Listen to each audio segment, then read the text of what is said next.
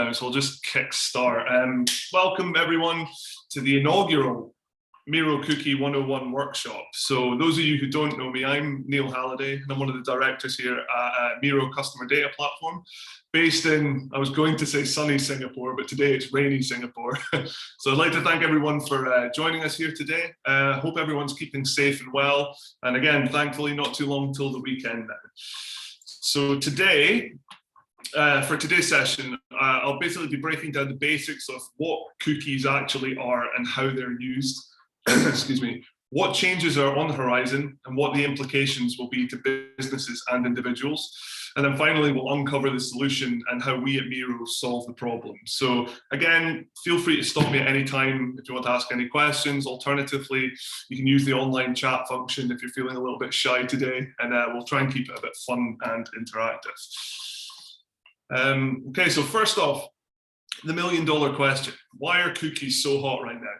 The web is constantly evolving, but these changes are happening more rapidly than ever before, and especially when it comes to consumer privacy and data. In response to the perceived lack of transparency and control for individuals, data breaches and creepiness in advertising, privacy legislation across the globe now gives users control over their data. And effectively, these policies give users the ability to block various tracking technologies or request the deletion of their data. And tech companies have also responded by giving users control of how their data is used, both within browsers and devices. And we see evidence in the media almost weekly these days. Countries are aggressively ramping up how they're managing data privacy and protections. And this is governed by ever-fluctuating laws and increasingly serious ramifications for any offenders. So a couple of examples from 2020 through to now in 2021. The GDPR fines rose by nearly 40% in this period. Penalties under GDPR total close to $200 million. It's a serious amount for businesses. Data protection authorities recorded over 120,000 personal data breach notifications, which is 19% more than the previous 12-month period. So now for those of us in Singapore, as of now, it's up to $1 million or 10% of a company's annual gross income fine for personal data breach violators. So in the context of this presentation and cookies in general, ultimately, companies must find a balance between respecting an individual's right to data privacy and then the organization's use of data for legitimate business activities. So, as this is the Cookie 101 workshop, let's wind this right back to the beginning and ask, what actually are cookies? So a computer cookie is more formally known as an HTTP cookie, a web cookie, an internet cookie, or a browser cookie. The name is a shorter version of magic cookie, which is a term for a packet of data that a computer receives and then sends back without changing or altering it. No matter what it's called, a computer cookie consists of information. When you visit a website, the website sends the cookie to your computer, and then your computer stores it in a file located within your web browser. Now, the purpose of the cookie is to help the website keep track of your visits and activity. This isn't always a bad thing. For example, many online retailers use cookies to keep track of the items in a user's shopping cart as they explore the site. And without cookies, your shopping cart would reset to zero every time you clicked on a new link on the site, which would make it impossible to buy anything online. A website might also use cookies to keep a record of your most recent visit or to record your login information. And many people find this useful so they can store passwords on commonly used sites or simply so they know what they have visited or downloaded in the past.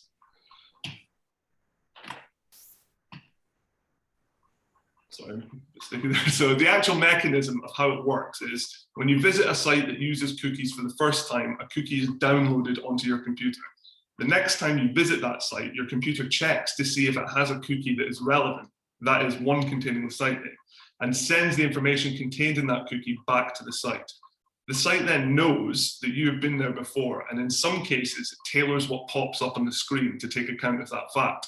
For instance, it can be very helpful to vary content according to whether this is your first ever visit to the site or your 50th. Now, there are multiple different types of cookies, which we can categorize into three main groups. That is provenance, duration, and purpose. Now, this is where it all starts to get a little bit complicated. These three groups are further subdivided into many different types of cookies, which keep track of different activities. First up, we have the provenance cookies. And technically speaking, first and third-party cookies are the same type of file, and the term provenance refers to their place of origin. What's different is how they're created and used by websites. So first-party cookies are created by the host domain, the domain the user is visiting. These types of cookies are generally considered good. They help provide a better user experience and keep the session open. This basically means the browser is able to remember key pieces of information, such as which items you add to shopping carts, your usernames and passwords, and any language preferences. Third-party cookies are those created by domains other than the one the user is visiting at the time and are mainly used for the tracking of online advertising purposes. They also allow website owners to provide certain services such as live chats, for example. So for example, in addition to a first-party cookie being created by the host site, let's say somenewsite.com, a third-party cookie is also created by ad.doubleclick.net. The reason for a third-party cookie is because the URL at ad.doubleclick.net doesn't match the domain from somenewsite.com. The cookie is left by a third-party advertising provider, hence the name third-party cookie. So moving on, we then have duration cookies, and these are split into two categories: session cookies and persistent cookies. Session cookies are basically temporary cookie files, which are erased when you close your browser. When you restart your browser and go back into the site that created the cookie, the website will not recognize you. You will have to log back in if a login is required, or select your preferences and themes again if the site uses these features. A new session cookie will be generated, which will store your browsing information and will be active until you leave the site and close your browser. Now, persistent cookies stay in one of your browser's subfolders until you delete them manually, or your browser deletes them based on the duration period contained within the persistent cookie. And according to the e-privacy directive, they should not last longer than 12 months, but in practice, they could remain on your device for much, much longer if you do not take action. And finally, we have purpose cookies, which are further subdivided into 4 categories. So we have the strictly necessary cookies, which are essential for a user to browse a website and use its features. A good example of this are cookies allowing web shops to hold the items in the cart while the user is shopping online. These cookies would be first-party session cookies in general. Now, preference cookies or functionality cookies allow a website to remember the choices that a user has made, such as preferred language, region, or what is the username and password. Statistics cookies or performance cookies, for example, visited or clicked pages. This information cannot be used to identify you. It's all aggregated and anonymized. The purpose of these cookies is to simply improve website function. Performance cookies are also from third-party analytics services, as long as the cookies are for the exclusive use of the owner of the website visited. And finally, we have marketing cookies or targeting cookies. These are the ones that track users' online activity to help advertisers deliver more relevant ads or to limit how many times he sees an ad. Targeting cookie can share that information with other organizations or advertisers. These are persistent cookies and almost always third-party provenance. So, why the growing paranoia that's catalyzing all these changes? So I guess the answer probably depends on how you feel about organizations, both big businesses and governments storing information about you. There's nothing especially secret or exceptional about the information gathered by cookies, but you may just dislike the idea of your name being added to marketing lists, or say your information being used to target you for special offers. That is your right, just as others are entitled to go along with the process. So when cookies first started to appear, there was lots of controversy. Some people regarded them as inherently sneaky, as your computer was being used without warning to store personal information about you, which could then be used to build a picture of your browsing habits. And all of this has led to various global legislations being introduced to provide transparency, options for consent, and increased privacy for web users. In order to comply with new regulations, website owners were charged with telling visitors about the cookies they use and obtaining their consent. In practice, websites that have now complied display a pop-up when you first visit that links you to an explanation of their cookie policy and gives you the option to accept it. So before we delve into what's actually changing, is there any questions, anything that anybody covered on that part there? Are we all good?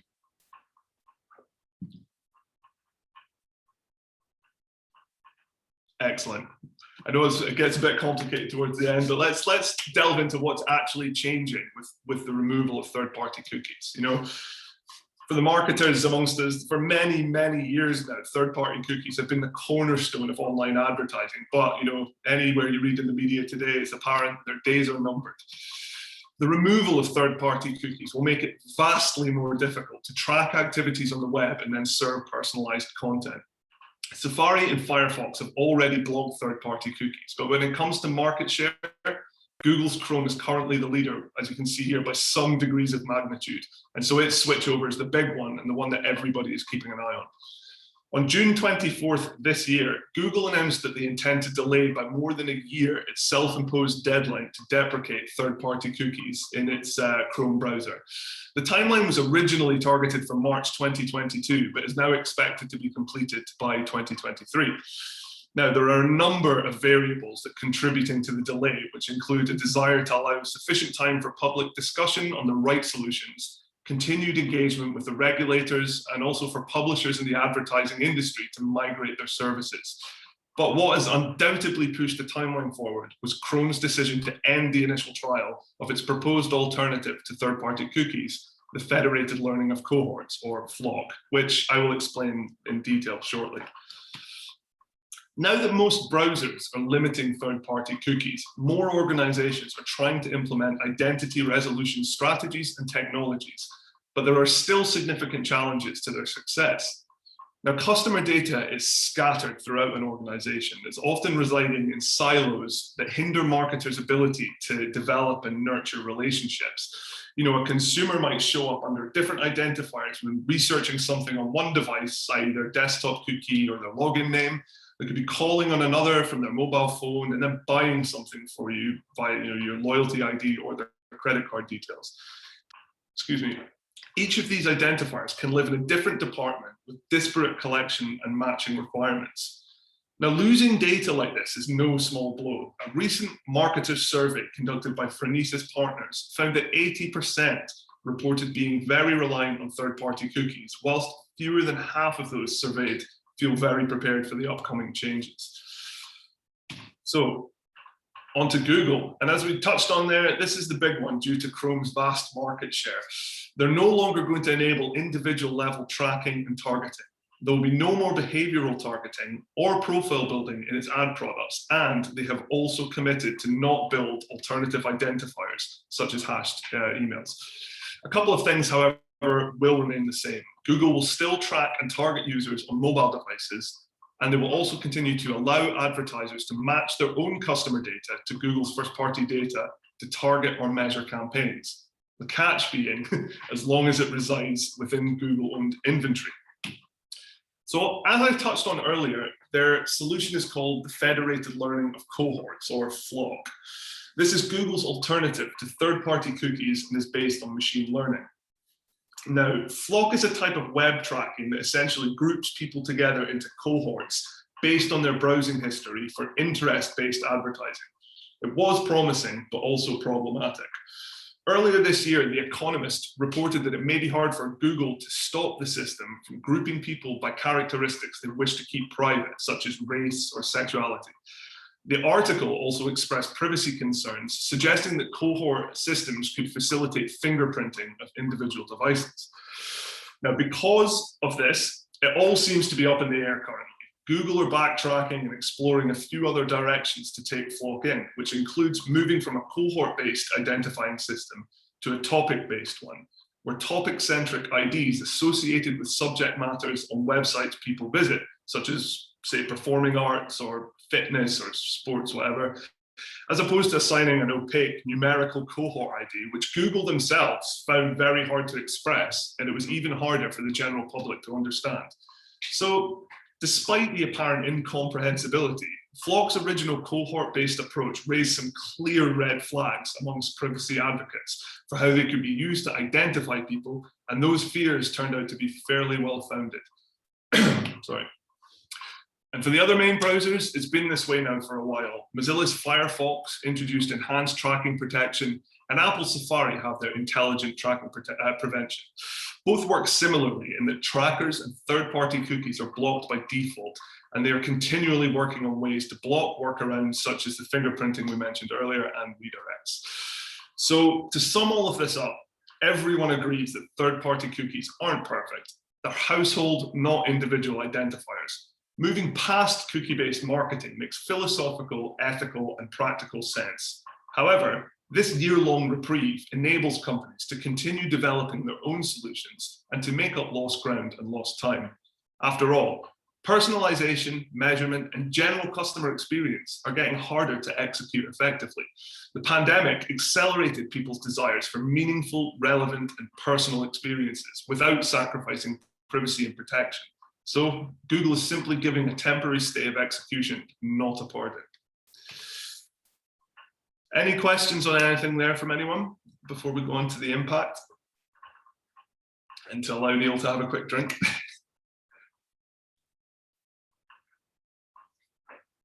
No, all good. Okay, so quickly we'll take a moment here to just talk about the big impact to marketers, which is going to be focused around 3 critical points: targeting, measurement, and attribution. So in general, targeting will become less precise and less granular. Third-party data, such as is used in DMPs for precision targeting, is less accurate due to its heavy reliance on third-party cookies, which are being removed. Ads should become cheaper, but audiences are also becoming less targeted due to the reduced reliability of third-party data. It will be difficult to find new high-value audiences that are likely to convert, as propensity-based modeling will no longer be supported. And finally, the reliance on walled gardens will increase as Google continues to enable customer matching within its owned properties. For measurement, we will see inaccuracies in counts of unique views, which will be driven by using the credible links between ad exposure to ad outcomes, ultimately resulting in a very complex performance measurements for ad campaigns across the entire media landscape. Now, for example, here, as we can see on the bottom right, from one of our own campaigns recently, using the CDP data at the bottom here, we noticed that the traffic from Facebook ads was not captured in Google Analytics and actually gave us an incorrect count of the total views. And finally, for attribution. So multi-touch attributions will be limited due to the reliance on third-party data, leading many to move back towards an ineffective last-click attribution strategy, where it's impossible to track the stages of the all-important customer journey from the initial interaction all the way through to conversion. So to wrap up this first phase of the presentation on all of the changes, Chrome will phase out support for third-party cookies by 2023. Google holds the dominant position in online advertising, and any changes to Chrome has a deep impact on organizations. And furthermore, as we spoke of previously, Google isn't the only major player altering the digital landscape. Apple has already made changes to restrict third-party cookies in their web browser, along with changes to mobile identifiers and email permissions. So right now, the data titans are making all of the rules. Our advice: don't wait for Apple, Google, and Chrome to solve this challenge. Now is the time for organizations and their marketers to consider the future resilience of their identity and MarTech solutions, namely first-party data solutions, those built and owned by the brand. These are the foundation for navigating the new media landscape. Marketers should continue to invest in strategies that solve for the delayed deprecation of third-party cookies. So let's take a look at how we do it at Miro. First, let's look at how it was done with third-party cookies to track users across different websites. So let's imagine a user who first browses exampleproducts.com for a new gadget, and then later browses examplerecipes.com for dinner ideas. If both these sites load resources from exampletracker.com and it has a cookie stored in the user's browser, the owner of exampletracker.com has the ability to know that the user visited both the product website and the recipe website, what they did on those sites, what kind of web browser was used, etc. This is what's called cross-site tracking, and the cookie used by exampletracker.com is your third-party cookie. So in our testing, we found popular websites with over 70 such trackers, all silently harvesting data on users. Now, though marketers have long regarded the demise of third-party tracking cookies with dread, in addition to being necessary to keep pace with industry regulations and consumer attitudes, phasing out cookies presents a number of opportunities for marketers to improve how they approach data, privacy, and measurement. And so this is how Miro does it. We use first-party cookies to track users, and we create persistent, long-lasting cookies that remain for up to 2 years versus 24 hours to 7 days. As we can see highlighted in Chrome here versus the other cookies present, and also in Safari here, all except Miro's persistent cookie expire between 1 to 7 days. The platform then creates a user profile when they submit a form, and it links all past interactions that the customer has with your organization back to the created profile. So to break down how it actually works and how we actually do it, first off, a user visits the website and our SDK is activated. A new ID is then created and stored in the first-party data repository where it will last for 2 years. Now again, if this comes from a returning user, it will pull the data from the existing cookie and extend it for another 2 years. The user's behavior is then captured as an event and sent to the Miro servers along with the ID. And if this is a returning visitor, it will send additional events with the same ID to be added in. Once the user shares PII data, for example, by filling out a form and then consents to the use of it, Miro's profile stitching algorithm will stitch together all of the data using a unique identifier on Miro's server. And this then provides a single profile of the user with a comprehensive historical interaction with your organization. Furthermore, the Miro first-party cookie is special because it cannot be blocked by any browser. And it does this by being set over HTTPS protocol and not JavaScript, because browsers can block cookies set with JavaScript. The backend and the SDK have to be on the same domain as the monitored website, because if it's like Google ID, where they're not on the same domain, browsers can block it because it behaves like a third-party cookie. And finally, the SDK must be directly deployed, because if it uses Tag Manager, it will be sending data to a domain that's not the same. And again, it would be classified as a third-party cookie. So finally, how does first-party data and ads integrate?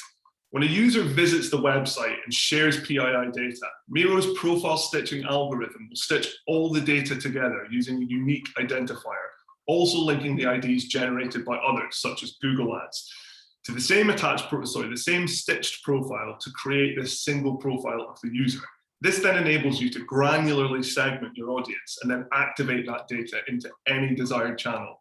Now, an important point to mention here, the Miro identity resolution algorithm differs from others out there in the market.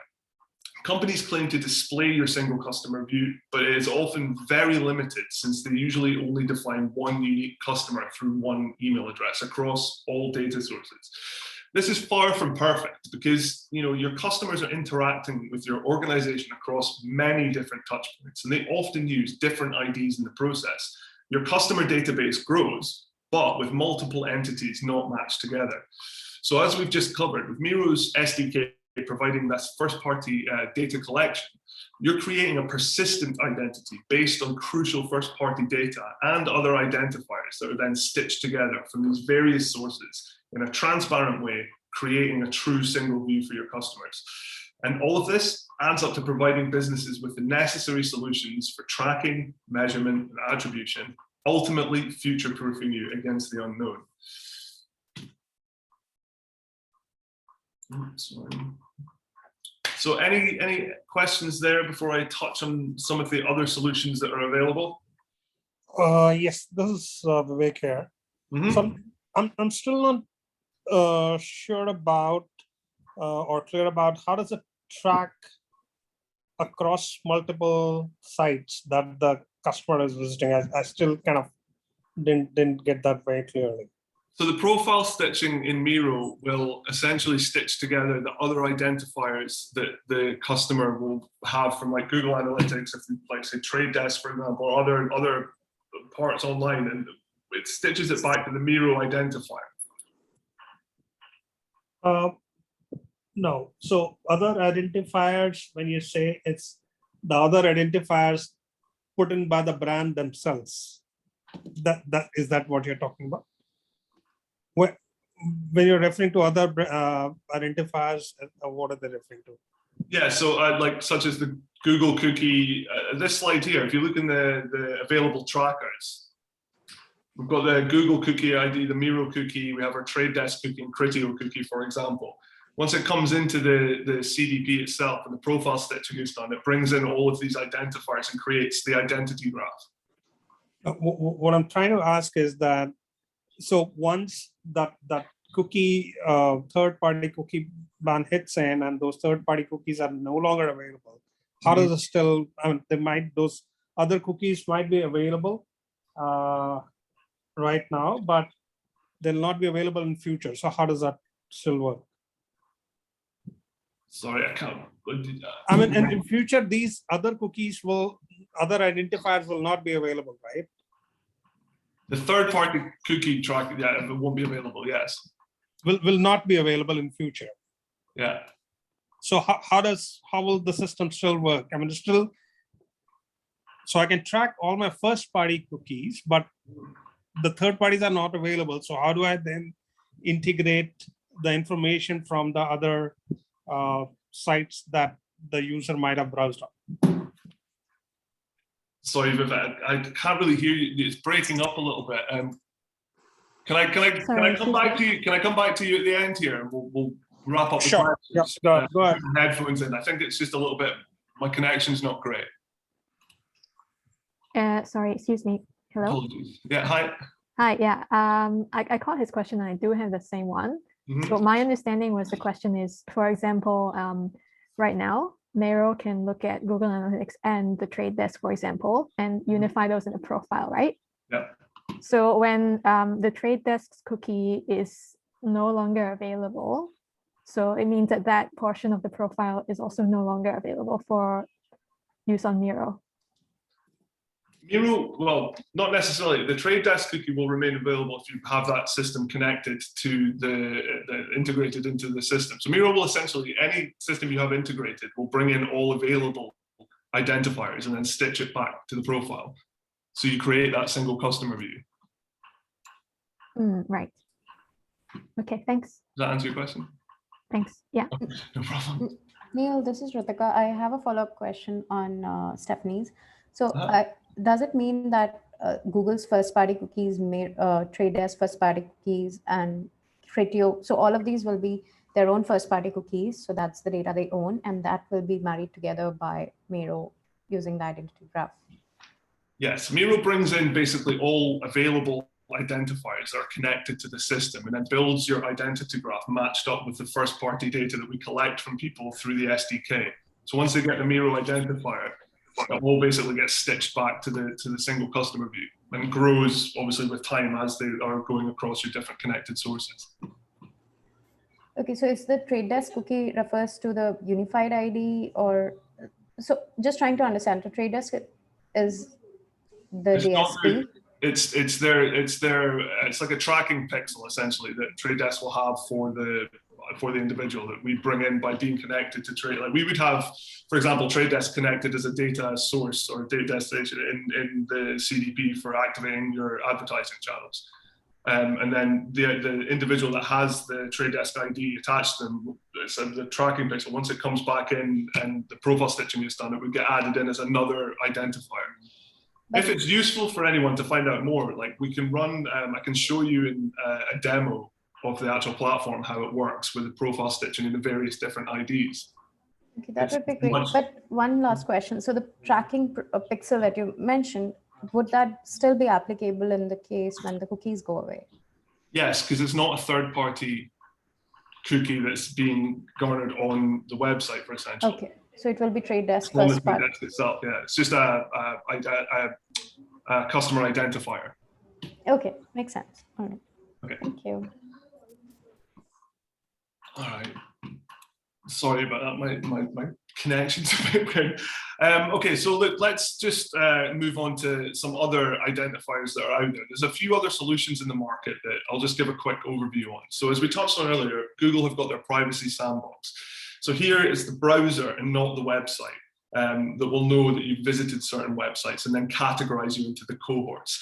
You're then identified as part of a cohort and not as an individual, which is basically an attempt by Google to move the market into their own inventory.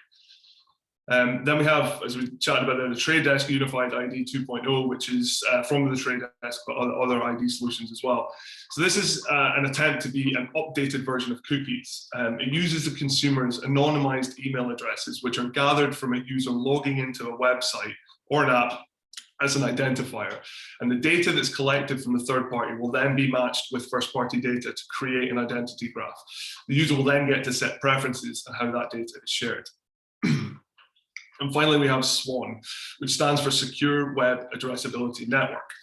The user's set a preference for personalization and ads are stored in the SWAN network registry.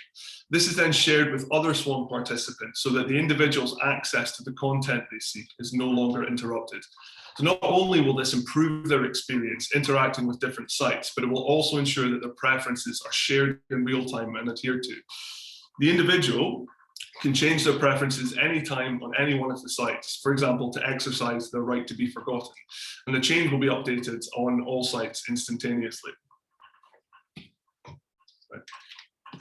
All the solutions, except for Google's Flock, are similar in that they require something placed on the website and require some form of consent. Now, sadly, the solutions are not mutually exclusive. They should be cooperating with each other instead of competing with each other. And it's impossible to predict how things will turn out once the third-party cookie ban comes into effect. However, one thing's for certain, with Miro's customer data platform, we can clearly give you an edge no matter what. Its ability to integrate into any ecosystem or tool basically will enable you to connect with whatever the prevailing solution turns out to be. And on top of this, you're instantly building first-party data assets from the moment the solution is deployed. So in conclusion, let's look at it this way. First-party data belongs to the organization, and it can be used to their own discretion, providing compliance is met. Those who adopt a first-party data strategy simply render moot any changes made by big tech. Having an identity resolution solution in place helps organizations generate a consistent and persistent 360-degree view of individuals and their relationships with them. The Miro customer data platform, as we said, it connects all these identifiers that correlate with individual people, and it unifies digital and offline first-party data to inform the single customer view and then manage the changes that occur over time. Our advice: use this unexpected overtime to take control of your data destiny. Implementing a first-party data solution is a great starting point. And as I said, if you've yet to explore this path from end to end, expertise and resources are available from us at any time, and we're available for free consultations whenever you need. In the meantime, move with a sense of urgency and establish or continue investing in first-party data strategies, such as Miro, for managing identity across connected channels. So that's it, everyone. Thanks very much for your time. I hope you found the session valuable. And I'd love to connect with you guys offline again if you want to continue the conversation. Connect with me on LinkedIn. And as I said, we're available for free consultations anytime.